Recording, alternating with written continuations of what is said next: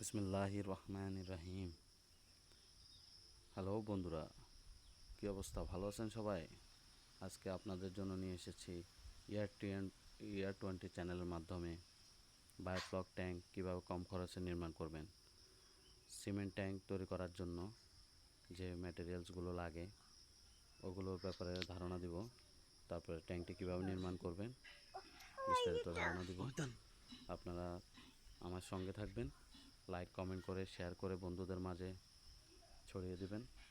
ভালো লাগলে লাইক দিবেন, কমেন্ট করে মতামত জানাবেন। আপনার মূল্যবান কমেন্ট আমার জন্য পাতে হয়ে থাকবে। দেখুন, আমি 10 ইঞ্চি গাঁথনির উপরে 5 ইঞ্চি গাঁথনি দিয়ে দুইটা লেয়ার দিয়েছি, বেশি দিই নেই। দুইটা গাঁথনি দেওয়ার পরে 1 ফুট পরিমাণ দূরত্বে রডগুলোকে লাইন করে সিমেন্টের মধ্যে আটকানোর পরে খাড়া করে এগুলাকে আবার 5টা গোল রড দিয়ে চারো সাইড বেঁধে দেওয়া হয়েছে তার দিয়ে। আর আমার ট্যাঙ্কের ব্যাস হচ্ছে 13x13 ডায়ার। আপনার 3 ফুট পরিমাণ পানি স্টক করলে আপনার 10,000 লিটার পরিপূর্ণ হয়ে যাবে। এখন দেখুন, প্রথমে রড দেওয়ার পরে আমি এটাকে ওই যে বালু চালার নেট বড় জালি যেটা, ওটা দিয়ে চারো সাইডে গোল করে বেঁধে দিয়েছি। এপাশ ওপাশ দুই সাইডে বেঁধে দিয়েছি। এরপরে আস্তে আস্তে এটার ভিতরে সিমেন্ট বালু দিয়ে ভরাট করেছি আস্তে আস্তে দুই সাইডেই। তারপরে এটা শক্ত হওয়ার পরে পরের দিন এটাকে সিমেন্টের ঘোলা দিয়ে আস্তর দিয়েছি। তবে সিমেন্টের ঘোলা দেওয়ার সময় আপনারা একটা জিনিস মাথায় রাখবেন, পাডলু সিমেন্ট ব্যবহার করতে পারেন। পাডলু সিমেন্ট ব্যবহার করলে আপনার সিমেন্টটি খুবই হার্ড হবে, মজবুত হবে এবং কি মসৃণ হবে। এই জন্য সিমেন্টের পরিমাণ একটু বাড়াই দিয়ে আপনি ফুল ট্যাঙ্কিটাকে ভিতরের সাইডে আস্তর করবেন। আর বাইরের সাইডে আপনি স্বাভাবিকভাবে যেভাবে আস্তর করে ওইভাবে করবেন। দেখুন বন্ধুরা, কীভাবে আমি এই আস্তরণটি করেছি। এটা করার জন্য মিস্ত্রি বাবদ আমার খরচ হয়েছে 10,000 টাকা। কন্ট্রাক্টের মাধ্যমে দিয়ে দিয়েছি। 10,000 টাকার কন্ট্রাক্টে ওরা ফুল কাজটি করে দিয়েছে। একটা ট্যাঙ্কি 5,000 করে।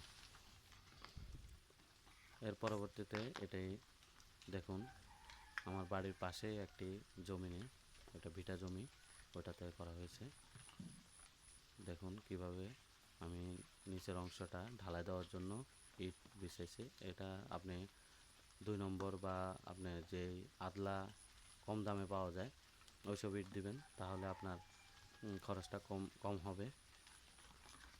কিন্তু কণাটা দিতে হবে 1 নম্বর, কণাটা 1 নম্বর দিয়েছি। আর ভালোভাবে মিক্স করে ঢালাইটা ভালোভাবে দিতে হবে। ঢালাইটা দেওয়ার সময় মনে রাখবেন স্লোপটা যেন ঠিক থাকে। স্লোপের ব্যাপারে খুবই খেয়াল রাখবেন। 1 ফুট পরিমাণ স্লোপটা যেন রাখে, মিস্ত্রিদেরকে ওইভাবে নির্দেশনা দিবেন। দেখুন আমি কীভাবে ঢালাইটা করেছি।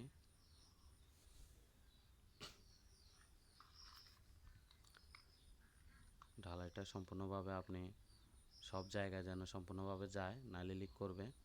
এই জন্য আপনি খুবই কেয়ারফুলি এটাকে বলবেন যে ভালোভাবে করে দেওয়ার জন্য।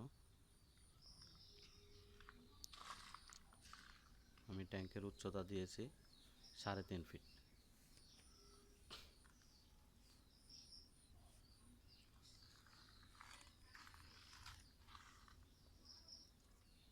আমার জায়গা স্বল্পতার কারণে আমি মাঝখানে ট্যাঙ্কের জায়গা মানে মাঝখানে 2 ট্যাঙ্কের মাঝখানে আমি ওই জায়গাটা রাখতে পারি নাই।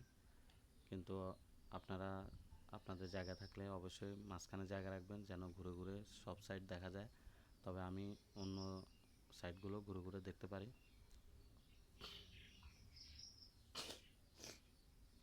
কিন্তু এ ব্যাপারে সমস্যা হয় না তেমন একটা। তারপরে দেখুন যখন ফুল আস্তর হয়ে যাবে, ফুললি আপনার ট্যাঙ্ক রেডি হয়ে যাবে, তখন পানি ভরাট করে রাখবেন। পানি ভরাট করে 1 থেকে 1.5 মাস পর্যন্ত আপনি ফুল ট্যাঙ্ক ভরাট করে রাখবেন। আমি ফুল ট্যাঙ্ক ভরাট করে রেখেছি। দেখুন আমার আউটলাইনের পাইপটা মাঝখানে, এটাতে আপনি জালি জালি করবেন, গ্ল্যান্ডার দিয়ে হোক বা ড্রিল মেশিন দিয়ে হোক, যেভাবে হোক নিচের অংশটা ফুটা রাখতে হবে, যেন ময়লা পানিগুলো ছাড়লে যেন চলে যায়। এই জন্য আপনি পাইপের মধ্যে ছিদ্র রাখবেন নিচের অংশে। আর এই যে সিমেন্ট ট্যাঙ্কের যে একটা গ্যাস, সিমেন্টের গ্যাস, এটা যাওয়ার জন্য আপনি পানিটা রিজার্ভ করে রাখবেন। এতক্ষণ সাথে বন্ধুরা, থাকার জন্য এরপরে আমি বন্ধুদের দেখাবো সকলকে ধন্যবাদ। আমার শীত